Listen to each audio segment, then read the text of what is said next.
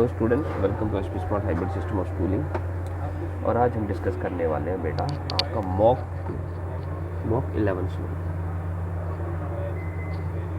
11 for GT section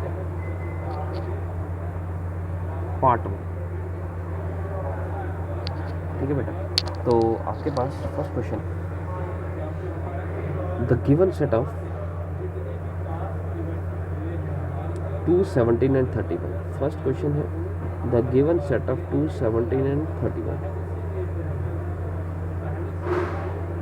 is prime number, whole number, odd number और even number. तो ये जो नंबर है बेटा, ये नंबर 2, 17 एंड 31 ये प्राइम नंबर भी है,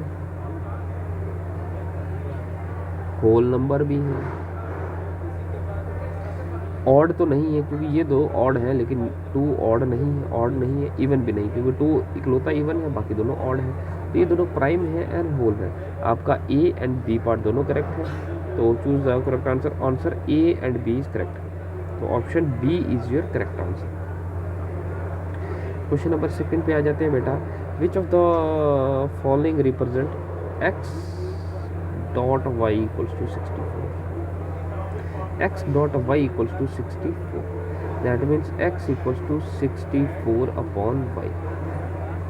ठीक है, तो ये जो भी कंडीशन होगा, फॉर एग्जांपल यहाँ पे अगर a है तो ये होगा x ratio a proportional 64 ratio, इस तरह से होगा। ठीक है, या आपके पास होगा, हाँ इसी तरह से होगा,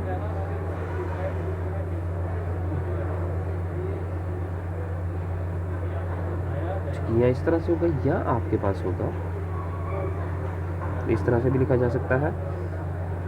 इसको अगर मैं रिवर्स करूँ यहाँ से क्रॉस मल्टीप्लाई कर, ठीक है, तो y upon 64 which is equals to a upon x।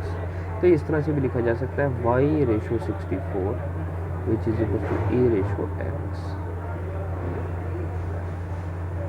ठीक है, ओके, फिर भी सेम ही आ गया।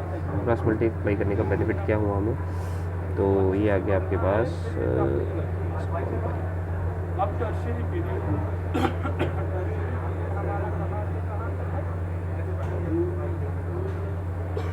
ठीक है। तो आपके पास यहाँ पे जो ऑप्शंस हैं इनमें से ये वेरीफाई कर लेते कि किन का प्रोडक्ट 64 आएगा। 8 इंटू एक्स, 8 रेशो एक्स, तो 8 अपॉन एक्स, 8 अपॉन वाई, तो ये तो नहीं बन पाएगा। x upon 8 equals to y upon 8, ये भी नहीं बन पाएगा। x upon 16 equals to y upon 4, ये भी नहीं बन पाएगा। 32 upon x equals to y upon 2, तो ये क्रॉस मल्टीप्लाई होगा। ठीक है, तो ये आ जाएगा x वाई इक्वल्स टू 64, मतलब आपके पास ये दोनों क्रॉस में होने चाहिए। ठीक है, जो फर्स्ट सेकंड है या फर्स्ट लास्ट होंगे, फर्स्ट फोर्थ होंगे, या आपके पास ये सेकंड थर्ड होंगे। Option D is your correct answer. Next आ गया थर्ड क्वेश्चन बेटा। 5, 8 डॉट 14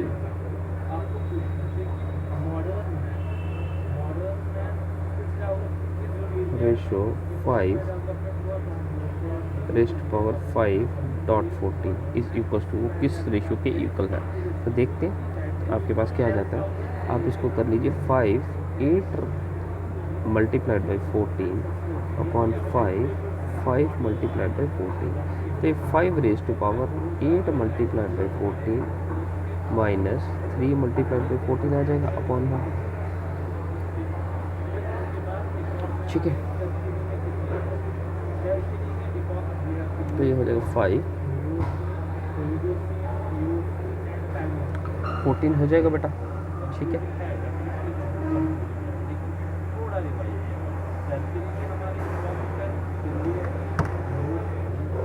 पॉइंट 14 है बेटा। अगर आप इसको करेंगे, 0.14 है, 8.14, 5.14, तो 8.14 में से 5.14 अगर आप माइनस करेंगे तो 3 रह जाएगा, तो 3 अपॉन 1, तो ये आ जाएगा आपके पास 5 क्यूब रेशो 1। 5 क्यूब रेशो 1 नहीं है, तो आप इसको 5 क्यूब 125, क्वेश्चन नंबर 4 आ जाएगा बेटा, the HCF and LCM and HCF of two numbers is this respectively the product of these numbers। तो आपके पास एक कंडीशन होती है, if A and B are two given numbers then product of AB किसके equal होगा, या मैं इसको ऐसे लिखूँ, if A and B are two numbers then A multiplied by B किसके इक्वल होगा, HCF of AB multiplied by LCM of AB। तो अगर आपके पास दो नंबर का HCF दिया गया है 35 एंड 15, LCM आपके पास 35 है बेटा एंड HCF आपके पास 15 है। Find the product of this, तो product of these two numbers क्या होगा, इनके प्रोडक्ट के इक्वल होगा। तो इसका प्रोडक्ट कर लीजिए आप लोग, तो A क्रॉस B किसके इक्वल आ जाएगा,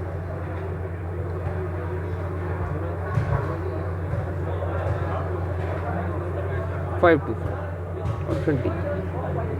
question number 5, the value of 3 minus 3 divided by 3 किसके इक्वल होगा, तो 3 माइनस 3 डिवाइडेड बाई 3, 3 और 3 cancel, 3 minus 1 equals to 2, answer 2 बेटा। नेक्स्ट आ गया 6, the value of x a minus B cross x b minus C cross X C minus A equals to, तो यहाँ basis are same, powers are added, तो ये हो जाएगा a minus B plus B minus C plus C minus A और A cancel, B और B cancel, C और सी cancel, x raise to power 0 anything raise to power 0 is equals to 1। तो 6 with first point. Question number 7 है बेटा, the sum of ages of 5 children born at the interval of 3 years each is 50 years। तो 3 year के interval पे आपके किसी के घर में अगर बच्चे बॉर्न हुए हैं उनकी एजेस का सम कितना है 50। What is the age of youngest son, तो सबसे छोटा बेटे का एज कितना है, तो 5 चिल्ड्रंस हैं, एक अगर x है तो दूसरा का एज x प्लस 3 होगा, तीसरे का एज x प्लस c होगा, क्योंकि 3 इंटरवल ईयर्स का इंटरवल है, x plus 9 and x plus 12 equals to 50। तो ये कितना हो गया, 1 2 3 4 5, तो 5 टाइम्स ऑफ x प्लस ये कितना हो जाएगा, 12 और 6 18, 9 and 3 12, 12 and 12 is 24, 24 and 6 is 30 equals to 50। तो 5x equals to 50 minus 30, x equals to 20 upon 5 equals to 4, तो x equals to 4, the age of youngest son is 4। ठीक है, the average of 3 even consecutive integer is 12। 3 even consecutive integer, तो एक अगर x है, दूसरा x plus 2 होगा और तीसरा x प्लस 4 होगा, इनका एवरेज कितना है बच्चे, तो आप इसको कर लीजिए, ये आ जाएगा 1 2 3 3x प्लस 6 इक्वल्स टू 36, तो 3x equals to 36 minus 6, x equals to 30 upon 3 equals to 10। ठीक है, वट इज़ देयर प्रोडक्ट, अब उनका प्रोडक्ट क्या होगा, x आ गया आपके पास 10, 10 प्लस 2 कितना हो जाएगा 12 एंड 10 प्लस 4 इज, ठीक है, ये कितना आ जाएगा 10 मल्टीप्लाई 12 4 आए 48 8 4 460, तो ये आ जाएगा 1680।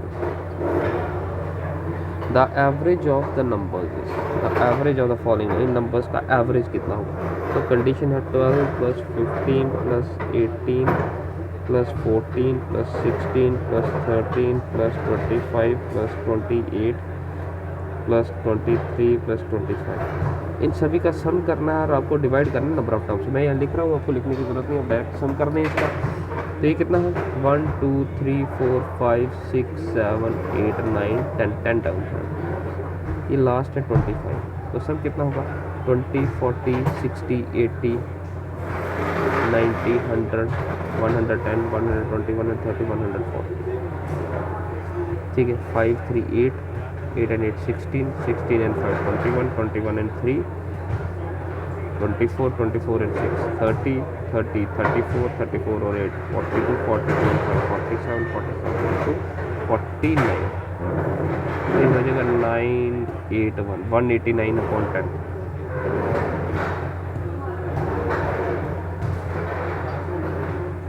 नहीं है, ऑप्शन ही नहीं है इसमें से। चलिए इसको दोबारा करते हैं। 20, 40, 60, एक बार दोबारा देख लेते हैं। 25 नहीं, 27 है ये। अगर ये 27 है तो 2 और ऐड हो गए तो ये हो गया 51। अब बन गया 191, this is 191, this is your 19.1। Option C is your correct answer. Question number 10, the what percentage decrease in salary exactly cancel 20% increase?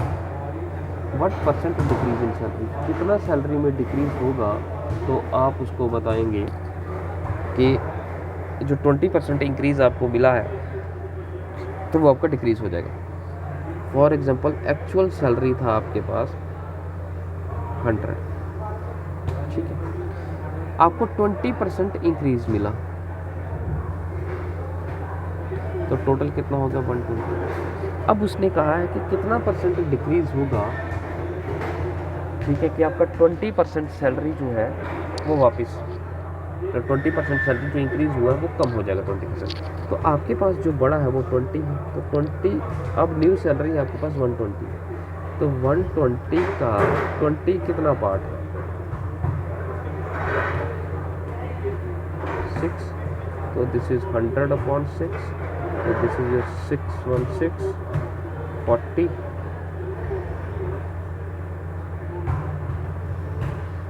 6 6 36, 4, ये कितना आ जाएगा 100, 2 6 12, है ना, तो ये कितना आ जाएगा, गलती कहाँ कर रहे हैं हम, 100 616 40 6 6 36 4, ठीक है, तो ये आ जाएगा। इसको भी अगर आप चलिए सिंप्लीफाई कर लेते हैं 2 and 50 हो जाता है, 2 3 6 and 2 5 3, ठीक है। अब 50 और 3 अब सिंपल हो जाता है, 50 1 3 20 6 18 2, हाँ 16 2 अपॉन 3, क्योंकि वहाँ पे भी आपके पास कुछ पेंडिंग रह रहा है, ठीक है। नेक्स्ट आ गया 11th क्वेश्चन। 11th क्वेश्चन क्या है, 20% of a number is 30, 20% of x equals to 30, the number is, तो नंबर सिंपल है बेटा 30, ये और ये कैंसिल, 250, x इक्वल्स टू 5 3 15 150, ठीक है, बहुत ही सिंपल सा है। 12th, the amount become 3 times in 20 years, what is the rate of simple interest per annum, ठीक है। प्रिंसिपल था आपके पास फॉर एग्जांपल P, अब simple interest amount will become 3 times in 20 years, तो टोटल अमाउंट बन गया 3 टाइम्स, तो 3 times of principal बन गया total amount, that mean simple interest कितना होगा, अमाउंट माइनस प्रिंसिपल, तो this is 3 time minus P equal to 2 times of P, ठीक है। तो सिंपल इंटरेस्ट का फार्मूला क्या है बेटा, principal rate time upon interest, simple interest twice of P, rate of interest कितना है आपके पास वो आपको फाइंड आउट करना है, और टाइम पीरियड कितना है 20 years, P and P cancel, 2 10 0 0, rate equals to 10%, 10 इधर जाएगा तो रेट आ जाएगा 10% बेटा, ठीक है। 12th with B part. 13th question आ जाते हैं बेटा, what will be the simple interest earned on an amount of 22,000 in 8 months at this per annum, rate of interest is, तो सिंपल इंटरेस्ट आपको कितना मिलेगा, प्रिंसिपल है 22,000, रेट ऑफ इंटरेस्ट है आपके पास 8 1/4, तो ये कितना है 32 and 130, 33/4, ठीक है। तो rate of interest is 33 upon time period कितना है टाइम पीरियड इज 8 मंथ्स, तो 8 मंथ्स को आप 12 के साथ कर लीजिए तो ये कितना आ जाएगा 2/3, 4 to that 4 3 that 3 11, ठीक है 2 0 2 0 cancel, 4 5 20, 5 2 10, simple interest equals to 110, कहीं वैल्यू कम आई हमारे पास 3 11 22,000 था, सॉरी अमाउंट इज 22,000, 2 0 ये 2 0 कैंसिल, 4 5 20, 4 5 20, ओके। तो ये आ जाना था आपके पास, आप इसको करें 5 into 11 into 11 into 2, 11 into 11 is 121 into 10, तो this is 1210, D with C part. 14th, P, Q and R can complete a work in 12, 9 and 15 days. P, Q and R can complete a work in 12 days, Q in 9 days and R in 15 days. Working together they will complete the same work. अब same work कितने दिन में करेंगे, तो हम लोग क्या करेंगे P plus Q plus R का 1 डे वर्क फाइंड आउट कर लेंगे। 1 डे वर्क क्या हो जाए, 1 day work of P is 1/12, Q is 1/9 and R is 1/15। इनका एलसीएम कितना आ जाएगा, इनका एलसीएम लेंगे आप लोग तो आ जाएगा 180। दिस इज योर 15, 20 एंड 12, इसका सम करेंगे तो दिस योर 20 30 40 47/180, ठीक है। तो अगर आप इसका, अब ये आ गया 1 डे वर्क, तो टोटल डेज कितने आ जाएंगे 180/47, तो इसका मिक्स फ्रैक्शन में करोगे तो 347 रेज़ टू पावर यहाँ पे 39 आ जाएगा, 339 47, 14th with A part. Next आ जाएगा 15th, 36 farmer can do a piece of work in 24 hour, in how many hours 18 farmer can do the work. तो total work 36 farmer can do a work in 18 hours, तो total work ये हो गया। अब in many hours 18 farmers can do the work, तो hours आपको find out करने हैं, ऐसा ही है। तो हाउ मैनी आवर्स, तो यहाँ पे अगर मैं एक्स और कर लेता हूँ, ठीक है 18 एंड 18 कैंसिल, तो x equals to 36 hours, 36 can do in 24 hours, in how many hours 18 farmers do, तो 6 3 18, या आप इसको ऐसे भी कर सकते हैं 18 2 36, एक्स इक्वल्स टू 48 आवर्स, ठीक है। 15 फिर सी पार्ट 16, तो 400 meter long train passes the railway platform in 20 seconds, 400 meter long train passes the railway platform in 20 seconds, तो टोटल लेंथ कितना हो जाएगा बच्चा, टोटल लेंथ कितना हो जाएगा, टोटल लेंथ हो जाएगा length of train plus length of platform, ठीक है। Speed is equals to distance upon time, तो स्पीड आपके पास है with the speed of 90 kilometer per hour, time period है 20 second, find the length of platform, तो ये किलोमीटर पर आवर है, ये भी सेकंड में है, ये मीटर में है, तो हम इसको 90 को 5/15 के साथ मल्टीप्लाई करके मीटर पर सेकंड में कन्वर्ट कर लेते हैं, तो 18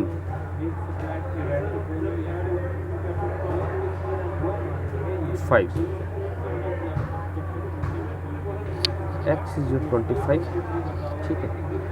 speed is 25 meter per second, तो स्पीड आ जाएगा डिस्टेंस अपॉन टाइम, डिस्टेंस कितना है length of train plus length of platform, और नीचे आ जाएगा टाइम। स्पीड आ गया आपके पास 25, length of train is 400 meter, length of platform आपको फाइंड आउट करना है, टाइम पीरियड कितना है 20 सेकेंड, तो 20 × 25 कितना हो जाएगा 10, 500, दिस इज 400 p, तो p आ जाएगा 500 minus 400 equal to 100. Length of platform is your 100 meters. ठीक है. 17. Consider a watch becomes fast 10 minutes every day. Does by what percent does it becomes fast? कितने परसेंट से ये फास्ट हो रहा है. ठीक है. Consider a watch become fast by 10 minutes. 10 minute आगे चल रही है वो. तो 10 मिनट आगे चल रही है तो पूरे डे में, डे की बात की है every day. Every day has 24 our and every hour has 60 minutes. तो टोटल हो गई आपके पास, टोटल मिनट्स हो गई है आपके पास. उसने कहा by what percent it increase. तो 10 मिनट वो इंक्रीज कर रही है, तो 10 मिनट हम लोग फाइंड आउट कर लेते हैं टोटल मिनट्स का कितना पार्ट है, कितना परसेंट है. ठीक है. ये कितना आ जाएगा,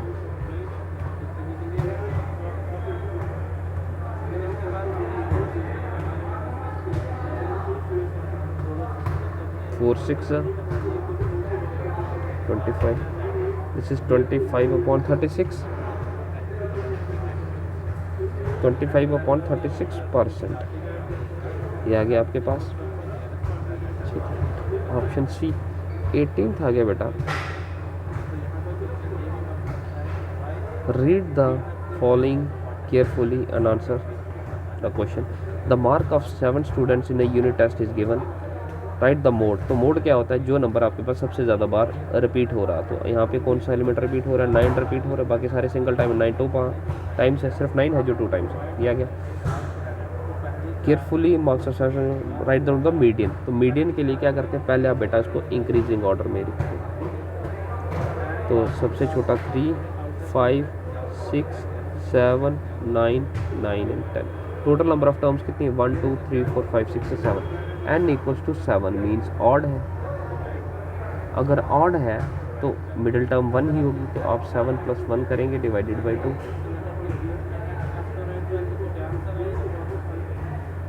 तो फोर्थ टर्म 3 यहाँ पे आ गया. 3 मीडियन इज योर 7.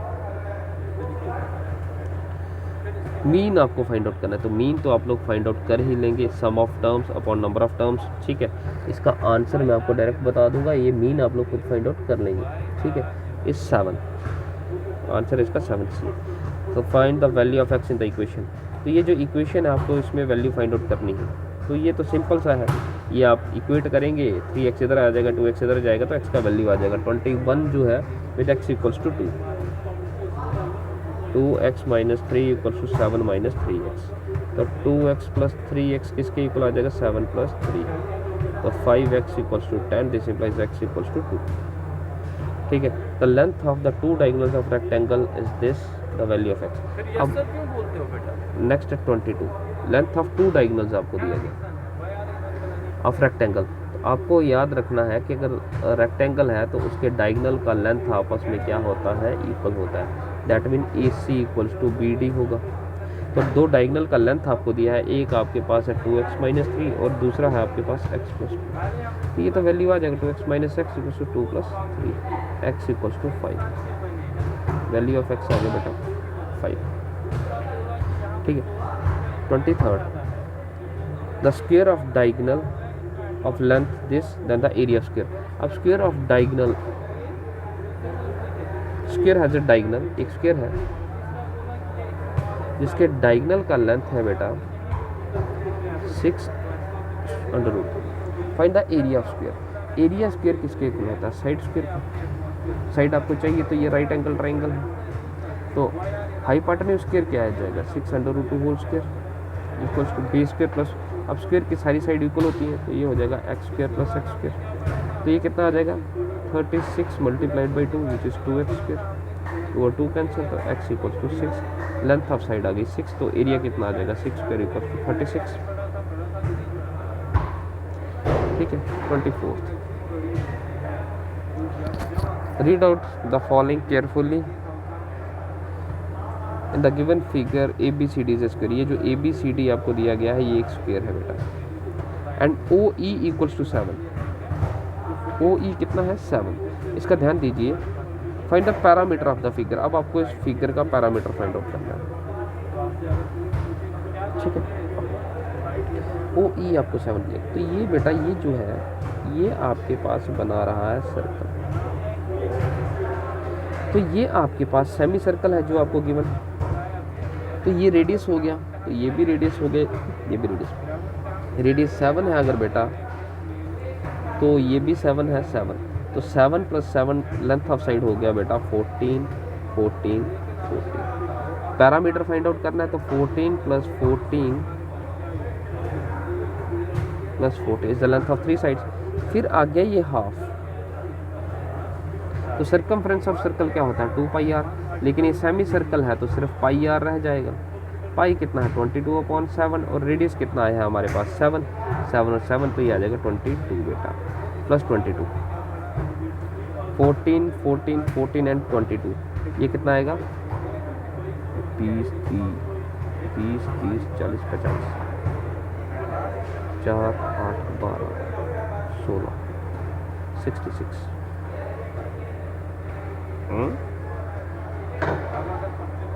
12 14 आएगा 54, ये आ जाएगा 64। Sorry, option C is your correct. Next आ जाएगा 25। Read the following information carefully. Length of the diagonal of square आपको फाइंड आउट करना है। O E equal same condition है, length of diagonal of square आपको फाइंड आउट करना है। तो डायगोनल ऑफ स्क्वायर कितना होगा, ये भी 14 है, ये भी 14 है, तो हाइपोटेन्यूज किसके इक्वल हो जाएगा, hypotenuse equals to under root of A square plus B square. तो A is your 14 square, B is also your 14 square. तो 14 और 14 स्क्वायर क्या आ जाएगा 2 टाइम्स ऑफ 14 स्क्वायर आ जाएगा, तो ये आ जाएगा 14 स्क्वायर। ऑप्शन ए पार्ट, ठीक है। 26 आ गया। Again same condition A B C D square O E equals to this. Find the area covered by the figure. तो एरिया कितना होगा, एरिया कितना होगा बेटा, ये 26 क्वेश्चन है बेटा। एरिया कितना होगा बेटा, ये स्क्वायर है और ये एक स्क्वायर है और ये एक सेमी सर्कल है। स्क्वायर का एरिया हमने फाइंड आउट कर दिया है। द एरिया नहीं इसमें, ठीक है। एरिया कितना आ जाएगा, एरिया स्क्वायर कितना आ जाएगा, लेंथ 14 है तो 14 स्क्वायर आ जाएगा प्लस ये आपके पास सेमी सर्कल है, तो एरिया ऑफ सर्कल होता है πr स्क्वायर, तो ये हाफ है तो डिवाइडेड बाय 2 हो जाएगा। पाई इज 22/7, ठीक है, मल्टीप्लाई 1/2। रेडियस कितना है 7, रेडियस इस फिगर में 7 आया है, 7 दिया गया आपको, 7 × 7 हो जाएगा, 7 7 कैंसिल 2 11 11 मल्टीप्लाइड बाई 7 इज 77, ठीक है। तो ये होता है 196 + 77 273। Option B is your correct answer, ठीक है। लास्ट आ गया 27th। The two adjacent angles of parallelogram is this and this. Adjacent angles of parallelogram कौन से होते हैं,